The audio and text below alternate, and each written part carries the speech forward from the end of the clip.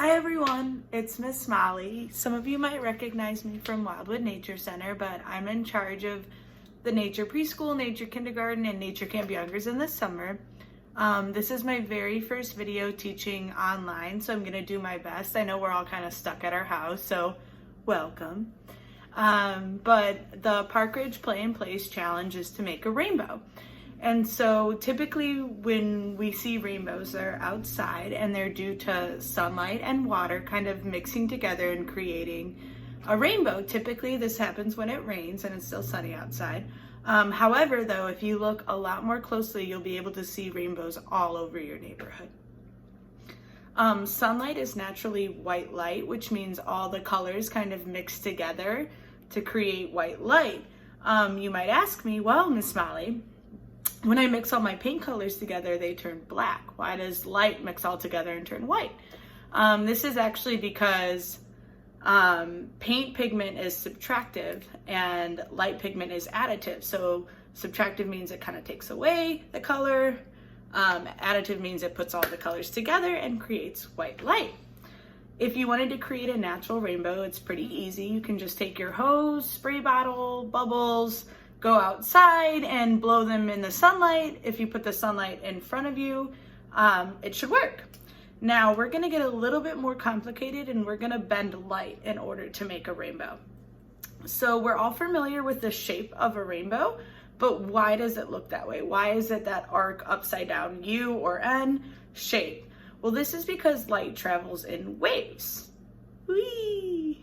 And we can't see those waves. However, colors like purple have really short waves and red has really long waves. So when red bends, it bends kind of in a bigger arc, while purple bends in a smaller arc. And this kind of creates that rainbow effect of the arc.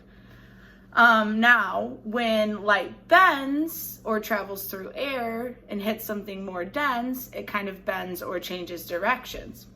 And this is actually what creates the rainbow to show its spectrum. So what we're gonna do here is create a couple ways to make rainbows naturally. Now, of course, when I did this last night, I had sunlight and they all worked, but right now I'm just gonna kind of show you the tools you need to make a rainbow. And okay, so these are all the supplies you need to make a rainbow while you're inside. So one of the ways is to simply use a clear glass. What you're gonna do is try and get the sunlight.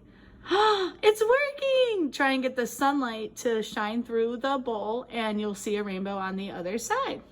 You can kind of see that little one kind of appearing. And of course, you're gonna wanna mess with the angles and stuff because you can't predict the way the light will bend. So getting it to bend its best, you just kind of move in and out. The second way is to have a different glass with like a cut slit out of it. And if you have a flashlight, you'll shine the flashlight through here and it'll reflect on the other side. Now, the final way and my favorite way to create a rainbow inside is to use an old CD.